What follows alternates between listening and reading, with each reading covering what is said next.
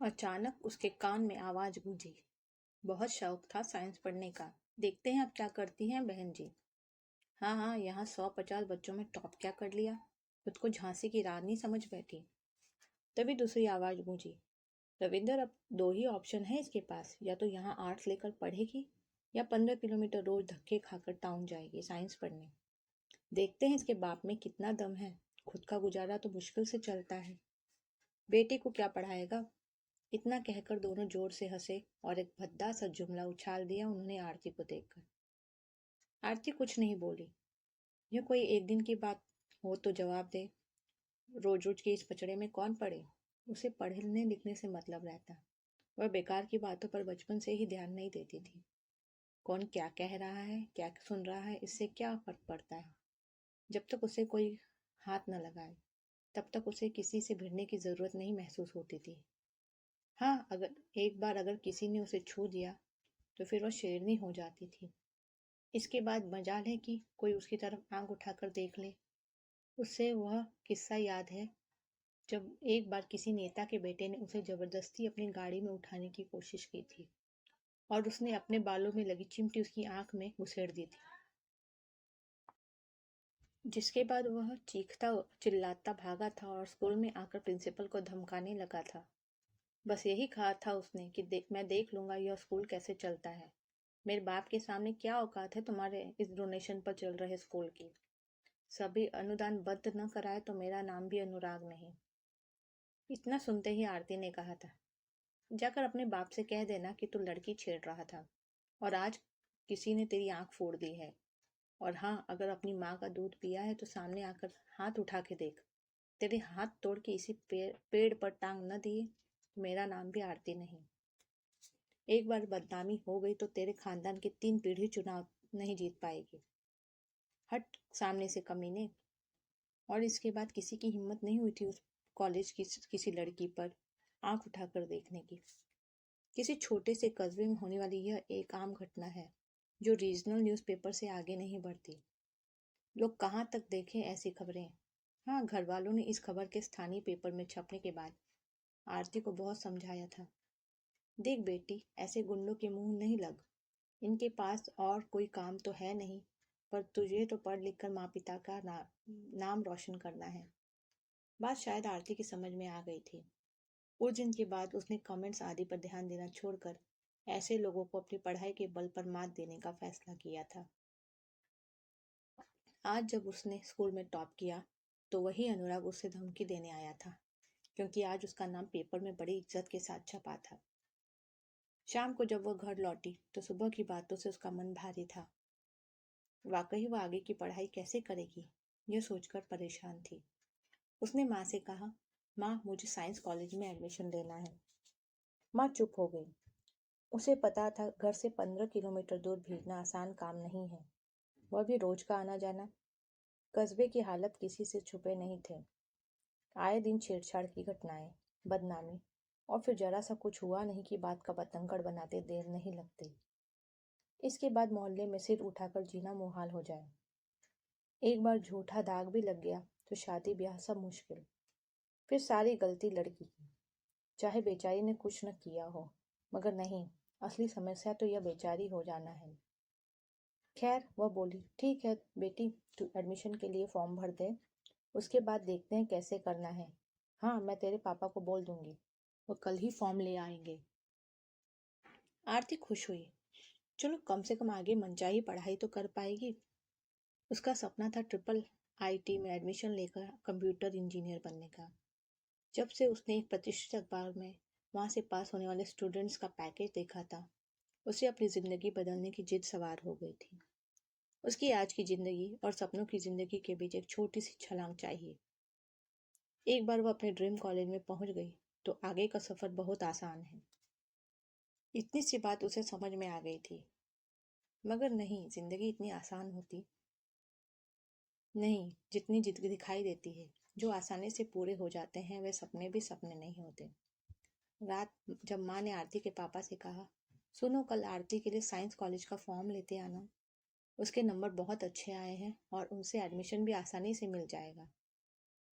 इतना सुनना था कि पापा के तेवर बदल गए।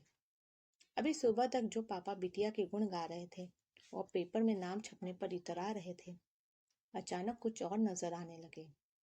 पापा ने कहा, सुनो आरती की माँ, क्या करेगी वहां जाकर? यही कॉलेज में आगे पढ़ लेगी। तुम तो जानती हो उतनी दूर रोज आना आना आसान नहीं। फिर टेम्पो की धक्का मुक्की, बदमाश लड़कों की छेड़छाड़, रोज रोज कौन झेलेगा? मगर यहाँ इस कॉलेज में साइंस नहीं है और आरती साइंस पढ़ना चाहती है। उसकी माँ ने कहा, अरे पढ़ाई पढ़ाई होती है, साइंस और आर्ट्स का क्या है? और हमें उसे कौन सा डॉक्टर इंजीनियर बनाना है? 12th करे और फिर ग्रेजुएशन में एडमिशन ले ले। अच्छा लड़का देखकर शादी कर देंगे, पापा बोले।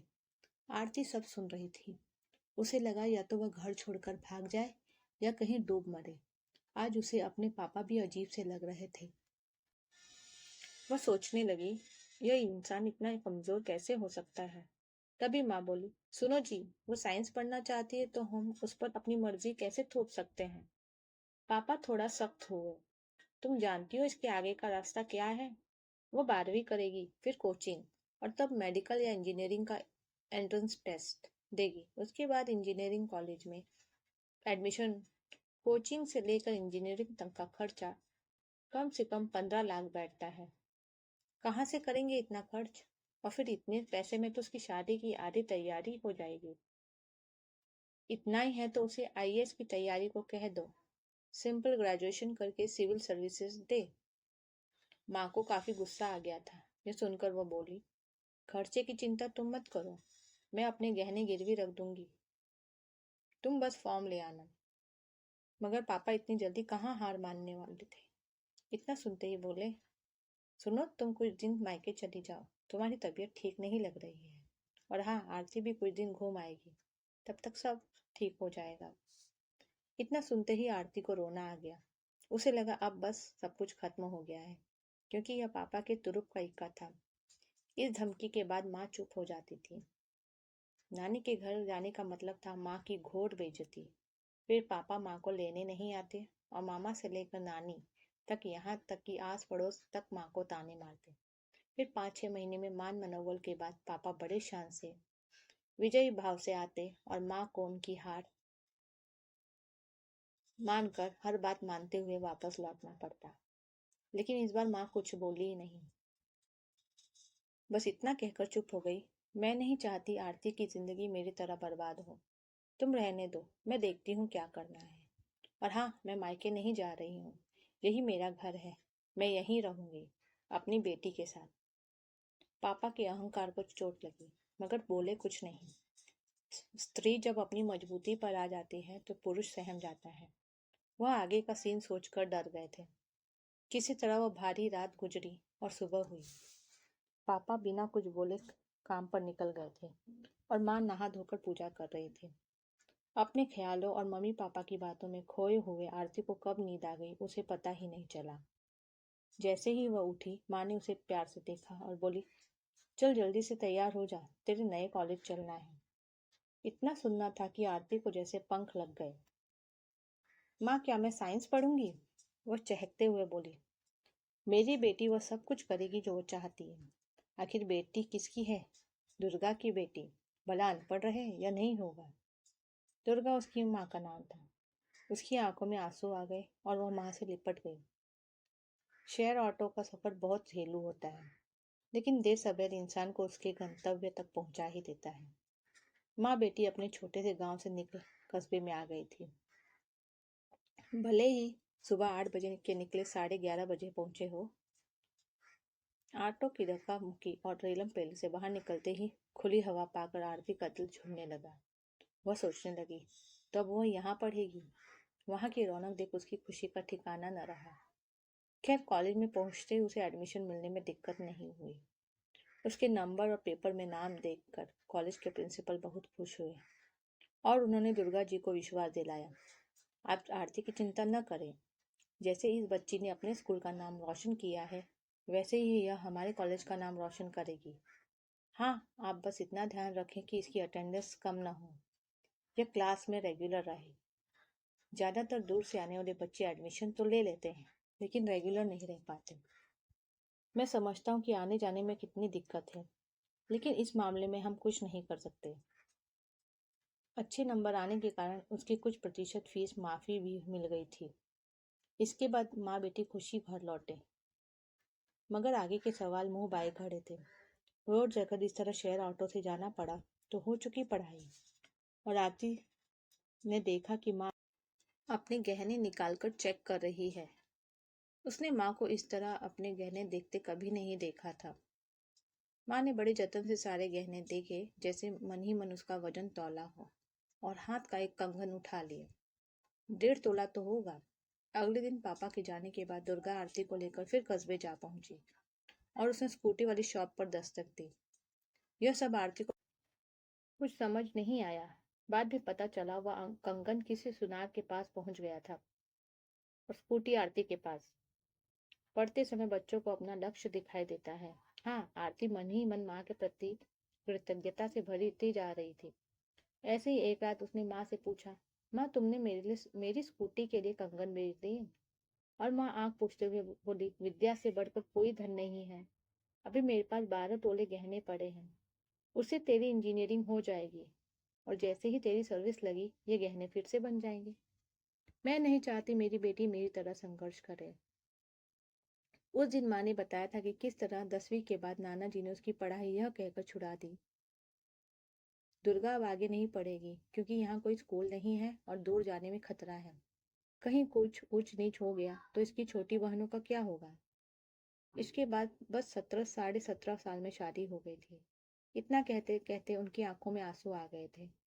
ये स्कूटर तेरी हम सफर है, अब तू समय से कॉलेज जा सकेगी और अपनी जिंदगी की उड़ान भर सकेगी। आरती ने भी माँ के दर्द को समझा था और पूरे लगन से पढ़ाई में जुट गई। वो स्कूटी तो जैसे उसकी लाइफलाइन बन गई थी। और हाँ, अब यह बहन जी वाली आरती नहीं थी। उसने सलवार छोड़ टाइट पैंट नुमा लोअर और फिट कुर्ता पहनना शुरू कर दिया था, जिसे आराम से स्कूटी चला सके। इतना ही नहीं, अब वो किसी न किसी लड़की को लिफ्ट देकर साथ ले जाती और लाती थी, जिससे अकेलापन न महसूस हो। वह स्कूल बहुत अच्छा था। वहाँ पीटी सर ने गर्ल्स के लिए कराटे क्लास चला रखी थी, जिसमें वह लड़कियों को आत्मरक्षा की ट्रेनिंग देते थे। साथ ही क्लास में टॉप करने के कारण उसे नामी कोचिंग में फ्री सीट मिल गई थी। वह शनिवार रविवार को आईआईटी एंट्रेंस की कोचिंग करने लगी थी। शाम 3 बजे के बाद उसने 2-3 बच्चों को ट्यूशन देना शुरू कर दिया था, जिससे पेट्रोल का खर्चा निकल आता। कहते हैं जहाँ चाह वहाँ रहा। आशु आशुतोष और उसके साथियों ने 1-2 बार उसे तंग करने की कोशिश की तो उसने चुपचाप उनकी कंप्लेंट कर दी थी, जिससे बिना उसका नाम उजागर किए बदमाशों पर कार्रवाई हो गई थी। वह दिन भी आया जब जेई मेंस का रिजल्ट आया। कोचिंग की गाइडेंस और क्लास में मेहनत रंग लाई थी। उसकी रैंक 3000 के नीचे थी, जिससे उसे आसानी से आईआईटी हैदराबाद मिल गया था। यह उसके किसी सपने के पूरा होने से कम नहीं था। इस बात को गुजरे एक अरसा हो गया था और आज आरती की कैंपस प्लेसमेंट हुई थी। उसकी आंखों में आंसू थे। एक छोटे से गांव से निकलकर कस्बे से होता उसकी जिंदगी का सफर, जो हैदराबाद में हॉल्ट पर था, आज बेंगलुरु की किसी बड़ी आईटी फर्म में प्लेसमेंट के साथ ही अपने मुकम्मल मुकाम तक पहुंची थी। वो अब न दुर्गा को उसकी चिंता करनी पड़ती थी और न पिता राजेश्वर को बेटी के साथ कुछ ऊंच नीच होने का डर था। उसने माँ को फोन लगाया, माँ मेरी प्लेसमेंट हो गई है। और माँ के तो जैसे बोल ही न फूटे। वह बस घर में मंदिर की तरफ दौड़, बेटी सब भगवान का आशीर्वाद है। आरती ने कहा, माँ पैकेज नहीं पूछोगी?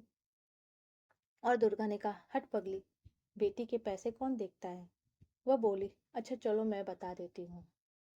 50 लाख पर एनम, और यहाँ इस कैंपस की सेकंड हाईएस्ट प्लेसमेंट है। वाकई अगले दिन पेपर में आरती के प्लेसमेंट की खबर आ चुकी थी और पूरा आस पड़ोस मिठाई की मांग करता दुर्गा के घर खड़ा था। लेकिन बात यहीं खत्म नहीं हुई थी। प्लेसमेंट के 6 महीने बाद बिना किसी को बताए आज आरती अपने घर आई थी, उसी छोटे से गांव में। माँ पिताजी तो उसे देखकर पहचान ही नहीं पाए थे। जींस टी शर्ट में आरती को यह देखकर कोई नहीं कह सकता था कि यह वही आरती है जिसने इस छोटे से गांव से अपनी जिंदगी के संघर्ष का सफर शुरू किया था। अगले दिन सुबह जब दुर्गा सोकर उठी तो देखा आरती अपनी स्कूटी साफ कर रही थी। पिताजी जा चुके थे। वह बोली, माँ जल्दी से तैयार हो जाओ, कॉलेज चलना है, सर को मिठाई खिलानी है। दुर्गा फटाफट तैयार होकर स्कूटी पर बैठी, बड़ी ठसक के साथ चल पड़ी। लेकिन यह क्या, आरती ने स्कूटी एक सुनार की दुकान पर रोक दी थी। इसे देखते ही दुर्गा को काटो तो खून नहीं। बेटी यहाँ क्यों रुकी हो? हमें तो तुम्हारे कॉलेज चलना है ना, सबको मिठाई खिलाने। हाँ माँ, वहाँ भी चलेंगे, आरती ने कहा और सुनार से बोली, सुनो भैया, माँ के गहने छुड़ा रहे हैं। आरती को देख सुनार तक सहम गया। उसकी कुछ पूछने की हिम्मत नहीं हुई और देखते देखते आरती ने उसे 18 लाख की पेमेंट कर सारे गहने माँ के हाथ में रख दिए।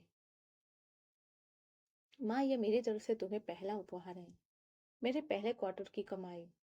इसके बाद उसने स्कूटी की डिक्की खोली और गहने की पोटली उसमें डाल माँ को बैठा वापस चल पड़ी। दुर्गा निशब्द थी। आज शायद उसके गहने सोने से बदलकर हीरे से भी ज्यादा कीमती हो उठे थे और आरती बिंदास अपनी लाइफलाइन स्कूटी पर उड़ी चली जा रही थी। अगर सही वक्त पर यह स्कूटी उसे न मिलती तो वह अपनी जिंदगी का यह सफर शायद कभी तय न कर पाती।